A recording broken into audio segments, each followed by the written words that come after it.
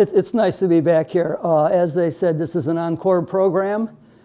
And the very first of our Civil War programs was January of 2012. Who do you think gave that talk, and what do you think the talk was? Dave Winter, Battle of Middle Creek.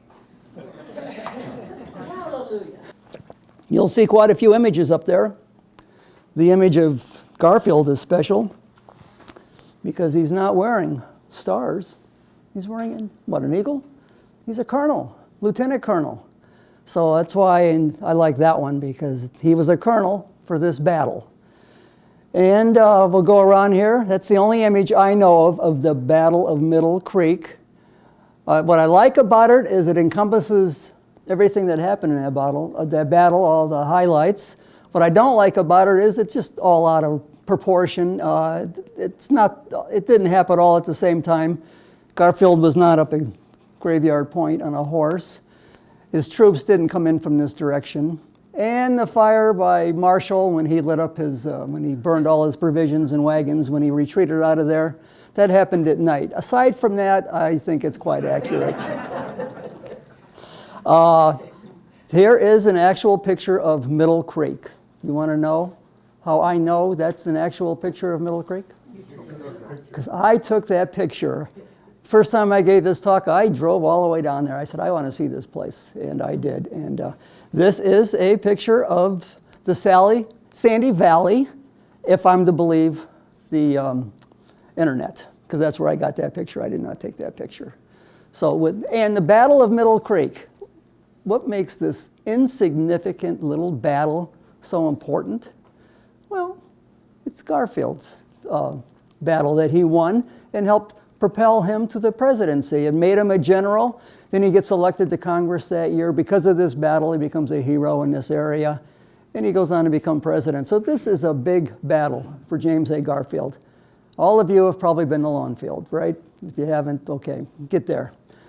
You'll see his study upstairs. You'll see a picture above the mantle with Garfield in the center, surrounded by 19, 20 men or something. They're his classmates at Williams College from Northern Ohio, not all of his classmates, and Hopkins. Mark Hopkins is there too, their teacher. The significance of that is those men all got together at some hotel in Cleveland on January 10th, 1881. Garfield's already been elected president. He's the president-elect. They get there for a gathering with their famous classmate, and afterwards they all had their pictures taken, and it was all framed in that wonderful frame that we have there at the site. And you know what they had for lunch? Hardtack and coffee out of a tin cup. This was 19 years after the battle. This battle was important to Garfield. Make no mistake about it. So let's get started. This is the area where it took place. There it is over there. You got West Virginia, and we know that it was Virginia at the time, but I'm going to call it West Virginia. Kentucky and Ohio, and this is the area we're talking about. These are a lot of the towns we're going to talk about. Catlettsburg, Louisa, and this is a big one, Paintsville. This is Prestonburg down here, where the battle took place, right over here. We're also going to talk about Pikeville, and a little further down, right down there where you can't see it, is Pound Gap. We're going to talk about all of those. And what kind of place is this? I think Alan Peskin said it very well, Garfield's renowned biographer. He described Eastern Kentucky as such. Few regions of the country had less worth fighting for than Eastern Kentucky. This was a land that had changed little since the days of Daniel Boone, a land where mountaineers scratched out a bare living wherever they could find enough level ground to pitch a cabin, a land of quick violence where a word could lead to bloodshed and where feuds lasted for generations, a land cut off from the rest of the nation with no railroads and scarcely any roads. This is what they're fighting for, this piece of the country. And what kind of people live here? Well, you've kind of got an idea with that description, but a lot of them have very, very high standards. God-fearing people. Here's an example here. Here's a Ashland, Kentucky ordinance that went on the books in the 1800s, I believe, and it might still be on the books today, but listen to this. No person shall knowingly keep or harbor at his house or at her house within the city any woman of ill repute, lewd character, or a common prostitute, other than wife, mother, or sister. Ashland, Kentucky. So, kind of makes you feel sorry for Granny, though, huh? She has to go. So, I don't know if it's still an ordinance, but I love that. Okay, any famous people from Sandy Valley? We got the Hatfield and the McCoys, and we have the coal miner's daughter. This is their neck of the woods. There's some other famous people, too. Randolph McCoy and William Anderson Hatfield. Look how long they lived. They had very long lives. So they didn't kill each other. They had their families kill each other. So, and I love this, it's probably a Christmas card one of them sent out. They've got all the guns there. I especially love the little boy over here with his gun. So that's Eastern Kentucky. So let's get into it. 1861 Kentucky. Kentucky has remained in the Union, and it wasn't easy to keep them in the Union. They are a border state. This is the state really with the brother against brother. The governor wants to secede from the Union and go into the Confederacy, but the legislature says, are we kidding? Look at who's to the north of us. You got Illinois, Indiana, and Ohio. Are we going to go up against all of them? Why don't we just sit this one out? We'll declare our neutrality, and we're not going to get involved. And so that's the way they wanted to get it started in 1861. Well, but this can't be ignored. It's just right smack dab in the middle of what's going to be a big war. But Lincoln, the politician, says we're going to stay out of there until the Confederacy starts invading their borders. This is the same guy who didn't start the Civil War. Remember, Fort Sumter was started by Davis and Beauregard, and then the war started. He's not going to go into Kentucky, even though they're a Union state. He's not going into Kentucky until the Confederacy does, and they finally do. In late 1861, they begin invading all the borders. The Columbus in the west is way over here, right on the river. You got the Cumberland Gap that's down here. Then you got the Sandy Valley in the east. So the Confederates are invading Kentucky, and all bets are off as to what Lincoln's going to do. Lincoln needs Kentucky. If Kentucky succeeds, the other border states could follow their example. This is the math right now at the start of the war. The North has 22. The southern states have 11 states. That's a 2-to-1 margin. If Lincoln loses those 4 states, he'll have 18 to 15, and you can't even count these folks. They're too far away. It'll be like 16 to 15. That's practically even. And how are you going to get the will of the northern people when half of the people in the South want to leave the country? He needs Kentucky. And he said, in his own words, how goes Kentucky, so goes the war. And he had another one that I thought was a better one. I hope God's on my side, our side, but I must have Kentucky. So who's in charge of Kentucky from the Union Army? Major Don Carlos Buell, an Ohioan, regular Army. He commands the Army of the Ohio. And he's all set to go into Tennessee. Well, he was until the South started invading Kentucky. Now he has to secure Kentucky. So Cumberland Gap and the Columbus, that's going to take care of himself with other campaigns. We're going to talk about the Sandy Valley campaign. He forms this brand new brigade. He's got all these brand new regiments popping up, waiting to be called into service. Well, now a couple of them are going to get called into service, and they're going to go into this 18th Brigade, brand new.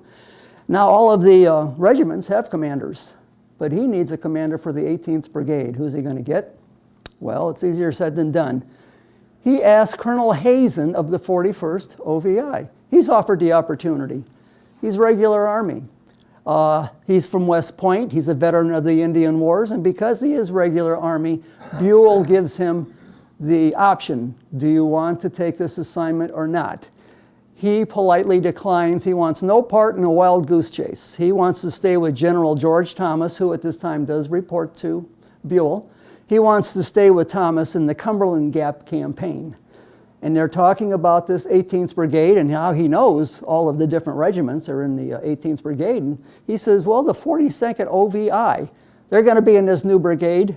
He knows Garfield. He's a former resident of Hiram. He was there for a few years in the 1850s. He knows Garfield. He knows that he'd probably be the best choice for this, so he recommends him. Well, Buell doesn't really have any choice. So he meets with Garfield, and he will soon. Garfield's ears are probably ringing at this point because he's in Columbus right now, getting his well-drilled 42nd marching from Camp Chase down the National Turnpike to Columbus, where Governor Tennyson is going to make a fine speech, and the fine ladies of Hiram are going to present the colors to the regiment, because they're Company A, they're from Hiram. And there's hundreds of cheering citizens there bidding them goodbye as they march off to war. They get on the train, they head down to Cincinnati, they get on this little steamer there, and that's where they spend the night. And it's crowded. Actually, they're going to use 2 steamers. They got 1,000 men. They got all these horses. They got 150 mules, unbroken, not to mention all their provisions and all that. So they're going to go to Catlettsburg, and then Garfield receives word that he's going to go to Louisville, leaving his men to go up the Ohio River, and he's going to go this way.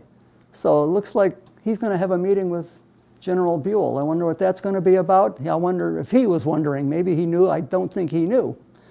Buell, he has to meet Garfield. He has to meet him face to face. He has to get a measure of the man, because he considers Garfield an unproven politician. He explains the situation to Garfield. In this meeting, Buell's doing all the talking. Garfield's listening. And he tells him everything there is about what's going on in eastern Kentucky. And when he finishes with everything he has to say, I think it lasts about 45 minutes or so, he tells Garfield to prepare a campaign strategy for this and report back in the morning. So Garfield takes off, and he finds all the maps he can of eastern Kentucky. And remember, this is a very smart fellow. He's been a student all his life, a principal, a president of a college. He knows how to pull an all-nighter. He's going to educate himself, and he does a really good job. And he decides that the emphasis on this campaign is going to be supplying your men. We're in the Sandy Valley, and you can't go to the general store. The emphasis is on supplies, and he writes up this campaign strategy, and he reports back in the morning. Long story short, Buell likes what he reads. And Garfield has the command. It's not clear whether he had the command the day before or as a result of this meeting. Doesn't matter. He has it now. He gives him an independent or a free hand in carrying out this the campaign. Garfield's only thing that he doesn't get that he wants is artillery. He wants to take artillery with him into this valley. Buell, bless his heart, he's right when he says, no, you don't want to be dragging artillery through the Sandy Valley. So this is the 18th Brigade. I don't expect you to remember all these, but the main thing is you have 3 units from Ohio, 3 units from Kentucky. The 42nd, we know they're well trained and equipped. The 40th OVI, they were also at Camp Chase with the 42nd. They knew each other. They were rivals. They used to get into rumbles. One company would go against another company, and the officers would have to break it up. So they know each other. The 1st Ohio Volunteer Cavalry. Now, they had 2 squadrons. That's 8 companies, 800 men. Garfield gets 200 men, 2 companies. They have very few rifles. Right now, their main duty, until they get fully equipped, is going to be scouts. And that's going to be very important. These men are on horses. They can sure use some scouts. You got the 14th Kentucky here with only 500 men, and they've got some experience. The 22nd Kentucky only has 300 men, no experience and no rifles. So in my opinion, they're just here right now for the food. And the 1st Kentucky Cavalry, these men are crack unit. They're 600 men, they're trained, and they are equipped. So the steamer goes up the river to Catlettsburg, Kentucky. And who's on the steamer? The 42nd, the 22nd, that only has 300 men, 200 men from the OVC. And they meet up with the cavalry and the 14th Kentucky. Kentucky's been here for a while. There was another Sandy Valley campaign earlier that was very short, didn't last long, and they were part of that. And they were they were detailed in, I think, Prestonburg, and then they hear that Marshall, I'm going to show you Marshall here in a moment, they hear that a new Confederate force is coming down the river. So they skedaddled back to Catlettsburg to wait for some reinforcements. But they have a little experience here in the Sandy Valley. The 40th OVI in the 1st Kentucky Cavalry, where are they at? Well, they're not here. They're over by Lexington, Kentucky. They've been down in Kentucky, so they're going to meet up later on. Here's a picture of Catlettsburg, if I'm to believe the internet. And they have their own little marker here. It even says Colonel James A. Garfield. Who is his opponent? General Humphrey Marshall, West Point graduate. He's a Mexican War veteran. He's a former Kentucky congressman. He's from old family, Kentucky. I think his father was a governor. I think his brother was a senator. I didn't review all my notes because I couldn't find them. But they are Kentuckians through and through. His mission is to liberate Eastern Kentucky, as opposed to the Northern's point of view. They're invading Kentucky. No, we're liberating Kentucky. He's expected to recruit and receive provisions from the locals. In January, these people can't feed themselves. This is a very bad plan and a very bad campaign that was given to him. He really doesn't want much to do with it, but he's a soldier doing his duty. His army numbers over 3,000 men, and let's talk about the men and Marshall a little more description here. General Marshall was a poor choice for this. This is from Peskin. Okay. General Marshall was a poor choice for this assignment. His mission required speed and daring, but Marshall's 300-pound bulk and his cautious temperament render success highly unlikely. Petulant with his superiors, that's because he's from a very important family in Kentucky. He's not intimidated by officers above him. Petulant with superiors, indulgent with his men, Marshall inspired affection but not respect. Under his lax guidance, discipline inevitably sagged. As for the soldiers, the weather took its toll on the soldiers. They were a scraggly band of liberators. Many marched barefoot. This is like Valley Forge, isn't it? And can you imagine how tough their feet were? Leather. Many marched barefoot. Few had blankets, and almost none had overcoats. Trying to live off the land, Marshall's hungry men turned into an army of beggars. Locals were appalled to see these soldiers fight one another over a loaf of bread. The elements and hunger took its toll. Out of 3,000 men who set forth from Virginia, less than 2,000 were fit for combat when Garfield arrived. Thing is, Garfield didn't know that only 200 men were fit to fight against them. His information is that there are 3,000 to 7,000 men he's going up against. He doesn't know yet. He's only got 2,000 he's going up against. So now it begins. The 22nd Kentucky is going to remain in Catlettsburg, right here, until they get their rifles. The 40th OVI and the 1st Cavalry of Kentucky, they're over here. Here's Lexington. They're here, and they're marching across Kentucky, and they're going to aim for a place called Paintsville. The 42nd and the 14th Volunteer Infantry are coming down this way. And their first stop is going to be Louisa, 20 miles south. And the journey is hampered by freezing rain, swollen creeks, and muddy roads. And I'm not going to be doing this with every slide, just in the beginning to get this thing set up. The march to Louisa. The brigade set out for Louisa, some 20 miles up to Big Sandy. The march, which looks so neat and simple on the map, was ravaged by hills and ridges and valleys. I like the description. Roads were a map maker's fiction. Only bridle paths ran through this country. The 150 mules brought to Ohio were not yet broken to the harness, and baggage wagons had to be pushed by the men up each hill. Non-essential baggage was dumped on the roadside, and a trail of mess chests marked the path of the 42nd. And then it started to rain, freezing rain. And they had one, what they call it, perversely twisted creek that they had to cross 26 times in 5 miles. It took 2 days to get to Louisa. Garfield has left Louisville.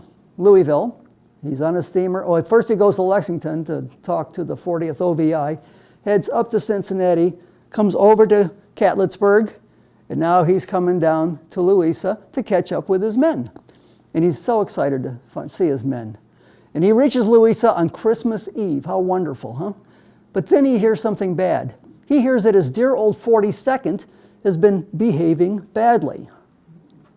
Yeah, this is called Garfield's lecture. Garfield caught up with his troops at Louisa. His tired, hungry men had been unable to resist the temptation of foraging the locals' unguarded chickens, pigs, and fences. Fences were handy for making a fire. When Garfield arrived, drums sounded assembly, and the men stood at attention. They formed a hollow square in front of their colonel, who looked down at them from his horse with obvious anger. And he said, "Men of the 42nd, I thought when I left our old Buckeye State at the head of this fine-looking body of soldiers that I was the proud commander of a regiment of gentlemen. But your actions this evening would have me bitterly dispel that illusion. Soldiers, we came to Kentucky to help her sons free her sacred soil from the feet of the rebel horde. Show these Kentuckians, who are your comrades under one flag, that you did not come to rob and steal, and thereafter or hereafter I shall believe that I command a regiment of soldiers and not a regiment of thieves." He's saying this to the 42nd. He loves these guys, and they behaved badly. Then he paid for the theft out of his own pocket. I'm not sure when that happened, but it said that he did. All right, the next day he's going to move his army from Louisa. Here's Paintsville. That's his next stop, but he's going to stop halfway, right around here. And he's going to be bringing down all his provisions on flatboats and steamers. He wants to get everything he needs. He wants to get his men rested. He wants to get them well fed. He wants them to be well provisioned. He's not starting until they're ready. And so he's just right now, he's about 18 miles from Marshall's encamped army in Paintsville. This is where Marshall is. And that's where Garfield is. They're coming together pretty quickly. And this is right after Christmas. Oh, I keep going over here like I need to. Now that place on George's Creek, that halfway point, it's called George's Creek. They give it a name called Camp Pardee, named after their major of the 42nd OVI, Don Pardee, who's a lifelong friend, really, of Garfield's after the war. Friday, January 3rd, Garfield's going to have a council of war. They're 20 miles or so from Marshall, and he wants to get their opinion. Do we go at them right now? Because that's what Garfield wants to do. And they say, no, let's wait a couple days. We're not quite ready yet. Well, all of his officers say that. They want to wait just a few days. Only this gentleman here, Major Pardee, agrees with Garfield. Go, go, go, let's go right now. Well, Garfield agrees with Pardee. He refuses to wait. So he's going to move his army up from George's Creek, and this is Paintsville now. They're going to come up here, and they're going to arrive right around there. I think this is an older map. That date might be wrong. I think it's the 4th and the 5th. He brings his troops up here, most of them. He usually moved half his troops at a time because of the roads and the provisions and all that.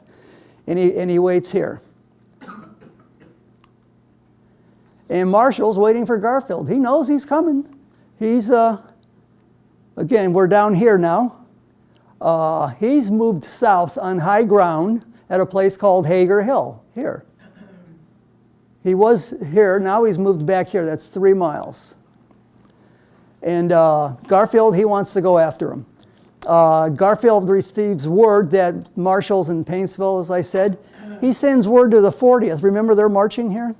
They're supposed to come into Paintsville. He sends them word to go to Prestonburg. Get behind them. I'll be up here. You'll be down here. We'll crush them in the middle. This is going to be such a familiar tactic with Garfield, the old flanking movement. So this is the first time he wants to do it. Marshall, he knows only 2/3 of his men are fit for action. He doesn't really know how he's going to handle this. The Battle of Paintsville, believe me, is no battle, but it's called the Battle of Paintsville because it's so early in the war. This is a series of demonstrations that Garfield's going to do against the pickets that are out here. Marshall's got most of his men up here. He's got a detail in Paintsville. Later on it became Paintsville. And he's got his pickets out here. He sends his cavalry on demonstrations. This is his real target right here. He needs to get on the river to bring up his provisions. So he sends a detail against this line of pickets here. Just a few cavalry, make a lot of noise. They send word back into Paintsville, we need infantry. So they start bringing all these infantry out here. But there's shots exchanged, but no battle. Garfield then sends another detail up this way, more cavalry. They say, hey, we need some people over here. So they come running back over here. And no one's getting killed. They're just exchanging a few shots. This is it's not even a skirmish, really. It's a demonstration. Finally, Garfield brings everybody up the middle. They're thinly held. And they get the word to everybody that, hey, the main folks are coming up this way. Well, everybody retreats for Paintsville, and everybody heads back up the road here and joins Marshall. So that was pretty easy, wasn't it? The next day, Monday, Garfield still doesn't have his cavalry. He's got 200 men. They're not fully provisioned. They're scouts. And they do a heck of a demonstration when they're asked to. But if you know Brigadier General Jacob D. Cox, Garfield's friend from the Ohio Senate and other places, he's in the next valley or thereabouts over in West Virginia in the Kanawha campaign valley. He doesn't need his cavalry for a couple of days. He sends them over there to help Garfield. So Garfield's going to be using this cavalry on an attack on Marshall's cavalry, which is in Jenny's Creek, that we'll talk about in a moment. Garfield is now in Paintsville. This gentleman here, Captain Frederick Augustus Williams, has just secured Paintsville. He went in there with 2 companies and made sure that it's empty. Yes, it is. So the next morning, Garfield moves his brigade in. Now he's not on Muddy Branch Creek. He's in the town of Paintsville. And we're going to talk about Frederick Augustus Williams again and again, so remember his face because he's very relevant to this campaign. It's Tuesday, January 7th, Hager Hill. What's Marshall going to do? Garfield's coming at him. Marshall learns that the 1st Kentucky and the 40th OVI are fast approaching from the west. Oh my. He considers his position now to be untenable. Now, if you ever become a general and you feel like you're in that spot and you need an excuse to get out of there, that's the word you want to remember. I love that word. It's untenable. I have to get out of here. So he leaves some cavalry to guard his retreat, and he moves south toward Prestonburg. He leaves.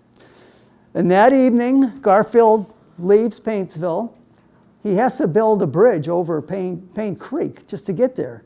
So that takes him quite a while. By the time he gets across the creek, he goes up the valley on the only road they had, a really rough road. He finally gets to Hager Hill, ready to do battle if he needs to. It doesn't have to. Marshall's gone. And this, it can't be stated enough. This is the turning point of the campaign. Marshall was supposed to have the initiative. He's the one invading the valley. Garfield's coming to kick him out. But he has the initiative. Now he's giving it up.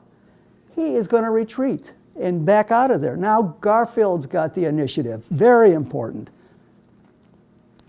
Jenny's Creek, this is over here where their cavalry is.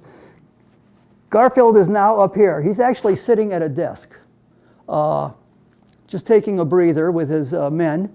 They've taken over the rebel camp here south of Paintsville.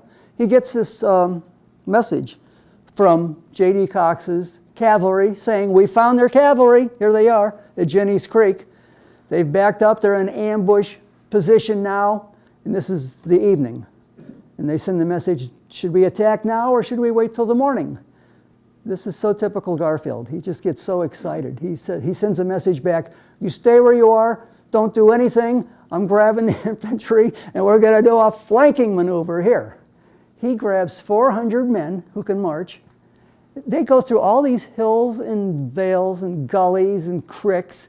It's a 13-mile, well, it's half that. Getting there, it takes them hours to get there. When they get there and they're coming in from the back, the rebel cavalry has skedaddled because J.D. Cox's cavalry started their attack without Garfield. Somebody must have fired a shot or something. And so they skedaddled. Garfield's men did all this walking for nothing. They are just tired. It's freezing out there. Now Garfield's going to bring them all the way back to Paintsville. Not here. That's not their place. It's here. Men were collapsing on the snow. They had to be prodded out. They would have frozen to death. They had to be forced to march and bring them all back. They are exhausted. And now it's the morning. Good news for Garfield. He's got his full brigade now. Remember the 40th that was supposed to go to Prestonburg? Colonel Craner, their commander, said, you know, that's probably not a good idea, because he heard that Marshall was heading south. He didn't want to be destroyed in detail by a larger force. So he went straight up to Paintsville, joined Garfield. Garfield was fine with that thinking. Now everybody's together, and now they have to go after Marshall because he's getting away. Okay, they're at full strength, but the men are worn out and hungry. They don't want to march. Their commanders don't want them to march. But Garfield can't wait because Marshall's getting away. Oh, and here's Colonel Craner from the 40th OVI, who's just arrived. And this is a crack unit too, just like the 42nd. All right, chasing Marshall. This is where they're at. Am I right? Yeah, here's Prestonburg down here. Marshall is coming down the river. Then there's this rough, small road. You can't get too many men on it at one time. Garfield scouts tell them, see this one down here, Abbott's Creek? They're told that Marshall, it didn't go into Prestonburg. He made a right-hand turn and he's going up Abbott's Creek. I wonder why he's doing that. Well, it doesn't matter. Garfield has to go after him. He's got 3,600 infantry, but they're tired. He picks 1,100, he has 1,100 able-bodied infantrymen. Get ready, pack 3-day rations. 300 from the 40th, 300 from the 42nd, 300 from the 14th, 200 from the 22nd. These men can march. The rest of them can't. They get to rest a little longer, and Garfield gives orders to Colonel Sheldon, who's now in charge of the 42nd. He said, you be ready to march when I tell you. I'll get word to you. We're going after Marshall.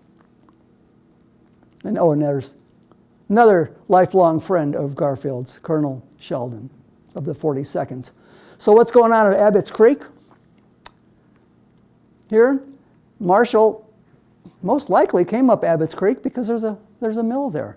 He needs to grind corn for his army. They're hurting. He must have gotten some corn somehow. He's got to make some meal. He's got to feed his troops. So they came up this way. And as they're coming up there and camping, his officers get together. I was never clear on whether Marshall told them to get together and have a meeting and give me your opinion, or they did it on their own. But they voted to leave the state. We're not going to win this campaign. It's the middle of winter. It's just going to get worse. These men are going to die. Let's just head back to Virginia, and we'll try it again later. Well, that's fine with Marshall. He never wanted to come here anyway, but he knows it's not going to be that easy just to go back to Virginia. He knows Garfield's coming after him. He knows Garfield wants a fight. So he has to take a stand somewhere. So he's going to move his army south and head for the forks of Middle Creek. So he's here. He's going to come over this way. And he's going to wait for Garfield here. He thinks that's a good place to have a fight, and he's right. Now it's Thursday evening. Garfield arrives at Abbott's Creek at dusk, and he has his Company A, a squad from Company A, go out ahead in front because Marshall's got a rear guard, and they're shooting at these Union soldiers. They're knocking down trees and blocking the road. All this has to be taken care of. And it's this gentleman here, Sergeant Jasper Ross, that's in the front. Whenever I get a picture of somebody from Company A, Hiram's Company A, I gotta put them in the show here. This is one of the Company A officers. He's a sergeant here. So Garfield's army is going to camp on a ridge above Abbott's Creek in the freezing rain, and no, you can't make any fires. Now, why didn't he just camp down by the creek where it's a little warmer maybe? You can make fires. Ever hear of Cross Lanes in West Virginia? The Battle of Cross Lanes that happened in August of '61. The 7th Ohio was there with Jack Casement of Paintsville. They got attacked. They got decimated. Casement wanted his group to be on top of a ridge. Tyler, who was in charge of the whole regiment, said, no, we're going to go down where it's down by in the valley. Well, they got attacked, and a lot of men died. And Casement told that story to Garfield, ran into him a few months later in Cincinnati. I swear, that's Garfield. He learned a lesson there. He has his men camping on a ridge where it's freezing and they're not allowed to have fires. And then he goes into Prestonburg to see if he can't find out from some spies exactly what's going on with Marshall. Well, he finds out what's going on with Marshall. He's still up Abbott's Creek, is what Garfield's understanding is. So he sends word to Sheldon in Paintsville, march now. I need you here tomorrow. We're going to have a battle. Garfield plans to march to Middle Creek and cut off Marshall's retreat. He doesn't know Marshall's marching for Middle Creek. He thinks he's still at Abbott's Creek. He's going to cut him off and have the battle that way. So he wakes his men up at 3 a.m. Now here's the old satellite image of the Middle Creek battlefield. Marshall comes in this way. And you see this opening here? That's a parking lot. That's where the battlefield's parking lot is, where you can walk around and all that. And when you're there, you think, hey, this is a handy place for a battle. It's wide open here. It's flat. No, that's not where the battle actually took place. It took place over here. And this is Marshall's, that's where his camp was for this. And Garfield's coming this way. Okay? So Garfield enters the valley from the east, and he sees enemy cavalry lurking behind here. He's down here somewhere, and you can see this cavalry there. So he has a sharpshooter. I don't know where he was. He came out here or something, and he scattered the cavalry. So, and now Garfield comes up here on a place called Graveyard Point. And I've got this picture. It's not the actual graveyard point, but they had graves up there for the family that owned the property. He's up here. He's got a commanding view of this valley, and Garfield says, wait a minute. He might be there. I might not get here ahead of him. He could very well be there. So he needs to find out. And so, and here's another look here. He's down here. This is Graveyard Point here. And you're going to see that the Confederates are going to be along this area here, here, here, here, and here. Marshall's ready for Garfield. What's Garfield going to do? Garfield drew this picture in a letter that he sent to his wife. This is probably a better account of what happened at Middle Creek than any account. And it all comes from this letter that he wrote to his wife that's just so detailed. Garfield kept a diary his whole life. But he didn't keep it in the Civil War. He's too busy. He sent letters home, and these people knew to keep the letters because that was his journal.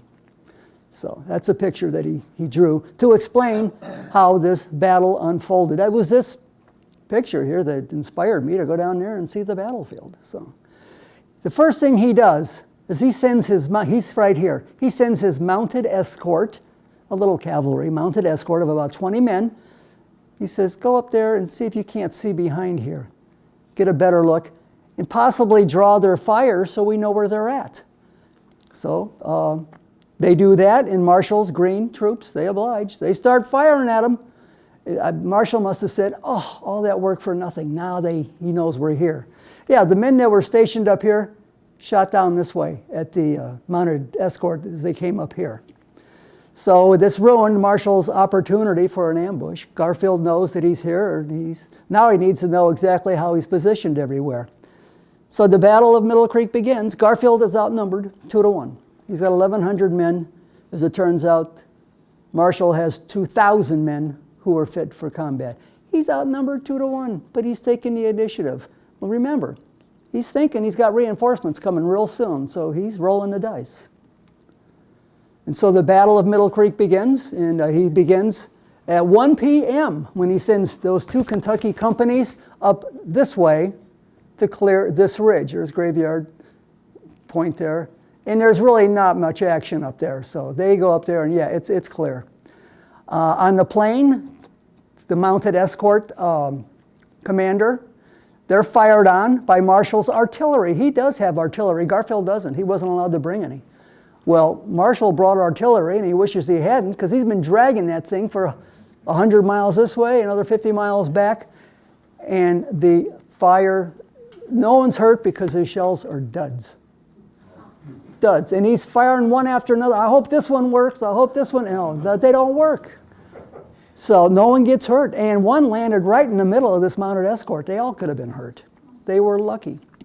Then Garfield orders, my favorite man, Captain Williams, go across here, cross over there. I want you to come up behind him, the old flanking movement. Come up behind him. Well, turns out that there's Confederates up there. We'll read this last one here, number 6.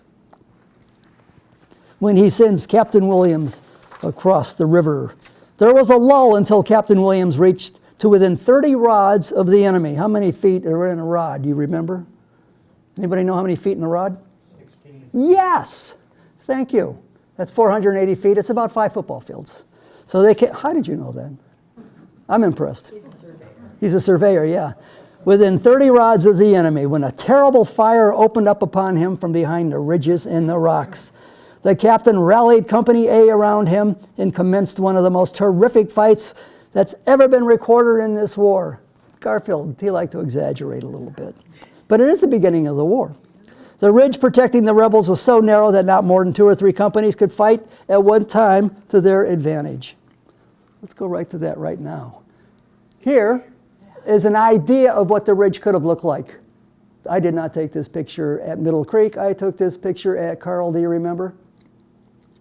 You remember where I took that picture at? I said it, and you got a big kick out of that. Hogback Ridge? Yes, Hogback Ridge in Madison. That is what it looks like. Anyway, that fits the description of the ridge that was taking place in this battle. These Confederates would come up here, and they could fire down easy enough, but there's, a couple hundred here that want to get up there too. So these Confederates had to come down the hill. Well, these came up, and that's the way it took all day long. Battle dynamics. And shooting downhill can be tricky. These guys, they're brand new. They're firing over the heads of the Union men. And so there's very little damage inflicted on the Union men. The Confederates are the ones taking all the hits.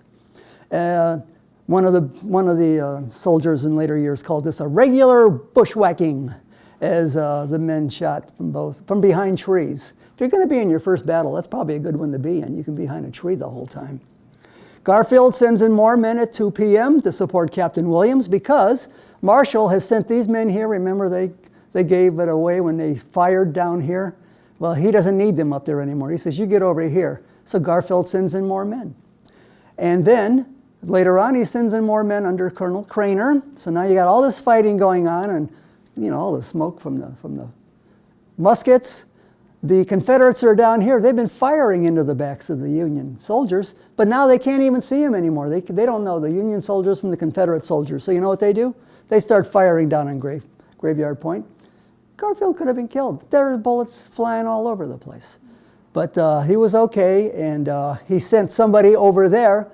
Colonel Monroe takes 2 companies to clear them out. By 4 p.m., the conflict is still undecided. Okay? And the rebels have been driven back to the highest point, which looks like it could be right around here. And the fighting continues. Garfield, he only has 300 men left. The fighting's still going on. His men could be getting killed. He needs to get into this fight.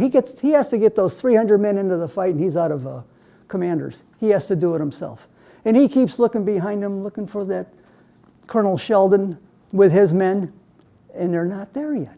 Well, finally, he gets these 300 men ready to march across the creek. We're going to get into that battle. Here they come, just like in a movie. Here they come. Around the corner, sweeping into the view, they've arrived with 1,000 men. And everybody's cheering. You can see this from all over the battlefield. And he sends them across the creek and gets them right into the fight. And guess what? Now it's getting dark. These men have been marching all day. They can hear the battle from miles away. They finally get there. They take a few shots, but now they're called back because now it's getting dark, and Garfield puts up a heavy picket line, and he has every intention of continuing this battle tomorrow. So that evening, they have to endure freezing rain and no food, but they're allowed to have campfires, so that helps. At that very time, they say that President Lincoln was pacing the floor of his war room in great distress. He's quoted as saying, if something is not done soon, the bottom's going to fall out of the whole thing. And that happened on January 10th, 1862. And at that time, they see this red glow over Marshall's camp. Well, Marshall's getting out of there. He's burning everything he can't carry. He knows Garfield can't come after him now. He knows Garfield's soldiers have no provisions. He knows enough about war to know that now's the time to get out of there, so he does. And he's takes off on the left fork road. He's going to come down this way. He's heading south. Garfield gets Captain Williams to secure the ridge. There's nobody up there. They find out that Marshall is indeed gone. And Garfield's cavalry, where have they been all this time? Lagging ingloriously behind, according to Garfield in his letter. And where have you been? They went that way, go after him. And so the cavalry goes after Marshall. Nothing really happens. They follow for 6 miles, and they return with some prisoners and horses. Sergeant Henry, there's your Hiram boy from Chagrin Falls. He said this was one of the happiest days. The day after that battle, they received their blankets and rations. And here he is in later years. There's his grave in Chagrin Falls, veteran of the battle. He told his son later that the Middle Creek is being a cold and cheerless but a sharp fight. He's going to move his army into Prestonburg. His losses are only 3 dead, 18 wounded. Marshall is 12 dead, 15 wounded. Of course, they both exaggerated. He said he killed like 350 of the enemy, and Marshall said he killed like 750 of the enemy. But they only lost 1 or 2 apiece. Well, they didn't lose many, but they didn't kill many either. Garfield's not going to stay in Prestonburg. It's too hard to get supplies down. He goes back to Paintsville. And now he's a hero. This victory makes headlines. This is out of the Paintsville Telegraph. I found that. Humphrey Marshall. Great victory for the Union boys. They got the full particulars. His victory is the North's largest to date. Maybe I'm wrong on that, but that's what I've read in several accounts. Salmon P. Chase, who knows Garfield, he was the governor when Garfield was a state senator. He gives him high praise. Lincoln, now he knows who Garfield is. He takes notice of him. And he has friends in high places. There's already efforts to make him a general. But, what a difference a week makes. General H. Thomas is the hero of the country when he wins the battle at the Cumberland Gap, above the Cumberland Gap. Where is it? Mill Springs? Yeah, Mill Springs. And then this man, you've ever heard of him? Unconditional surrender. Just a few weeks later, he takes Fort Henry and Fort Donelson, and he gets the iconic nickname Unconditional Surrender. So Garfield's not a hero anymore. There's plenty of heroes to go around. He has a bad late January. He doesn't leave the valley right away. He's in charge of the valley. Well, they have their heaviest rainfall in 30 years. These men are sleeping one night, and the next thing you know, they got rain coming into their tent. They're doing everything they can to get up the hill. A lot of their food is washed away, a lot of their provisions. So Garfield gets his camp back in order. He has to go back to Catlettsburg and get new provisions. You don't trust that detail with an aide. You're the commander, you do it yourself. And he goes back there and he gets all the provisions he needs. And now he goes to get a steamboat captain to get his steamboat up the river, not down, up the river in floods and get all this back to his men. Nobody will do it. So he arrests one of the captains and he commandeers his steamboat and he takes it up the river himself. And if this was in a movie, that's when the music would get the loudest. When he comes around the corner at the end, and he's waving and it's true, he was waving at his men and driving the boat. What a journey, took 3 days. He's finally a sailor. Yeah. Now he has to deal with all these marauders. He's in charge, he's the sheriff in town now, and there's a lot of marauders that are out there just killing people, the rebel sympathizers that are killing the Union sympathizers, stealing and all that. And it's happening down in this area, down here, more so than up here. So he knows he's going to have to move his army 50 miles south to Piketon. And so he does that because he knows that at Pound Gap, this is the direction that Marshall came through, this is the area. That's where there's still a garrison there of rebels and marauders. That's where they're camped up. He knows he has to go down there and take care of business. But before he does, he gets some good news. On March 14th, as he's preparing for this little journey, he is now a general. And it's retroactive to January 10th. Why is that important? It's the day of the battle. Well, that's the reason why it's January 10th. Well, seniority. Now, you know, if you have 5 generals in a room, what's seniority? Well, when did you become a general? So that's important. Also, his pay is retroactive. So he's got a bonus. And what do you think he's going to spend it on? Cigars. Pigs, chickens, and fences. That's what I think he spent it on. So he's 30 years old in 2 months. He's presently the Union's youngest general for a little while anyway. Already there's talk of having him run for Congress, and he will run for Congress and he'll get elected. The Battle of Pound Gap, now they're down there on the border, and here's Garfield once again. All right, cavalry, you go this way right into them. I'm going to take the infantry on a flanking maneuver. And his flanking gets there too late. The cavalry chases the rebels out of there. By the time Garfield and his infantry get there, they're looking at the backsides of the rebels. But they're shooting at him anyway. One of the soldiers says, "You got one, General. I think you killed him." Garfield said later, he says, "Well, I hope I didn't kill him." And they enjoy the rebels' breakfast and their camp and their food and everything. And they camp there for the night. Take everything they can carry and they burn the rest. And now a new enemy. This is the worst part. It's not the battle. It's not the floods. It's the typhoid fever that came afterwards. Men are dying left and right. I think he lost 50 men in his regiment. A lot of Hiram boys were killed. And here's a death of a young soldier described by Garfield in a letter to his wife. And if you've been to Lawnfield, you've seen this one. "Noble young man from Medina County died a few days ago. I had enlisted him, but not till I had spent 2 hours in answering the objections of his father, who urged that he was too young to stand the exposure. He was the only child. I cannot feel myself to blame in the matter, but I can assure you I would rather fight a battle than to meet his father." 2 other boys came up to him and they were in tears. They said, "General, we don't think we're going to make it. Please let us get on that flatboat or steamboat and go home and let us recover." And he put his arms around him and said, "Boys, I just got over it myself. You'll beat it. You just need," I'm using my own words now, "positive attitude." But they were both dead within 2 weeks. And he felt so bad. Now, this is the one I want to talk about. Frederick Augustus Williams, perhaps Garfield's greatest loss. He was his very first recruit. He described him as the twin brother of my soul. And when I read that he died in Ravenna, he came home to recover. He died in Ravenna, his home in Ravenna. I said to myself, that means he's buried in Ravenna.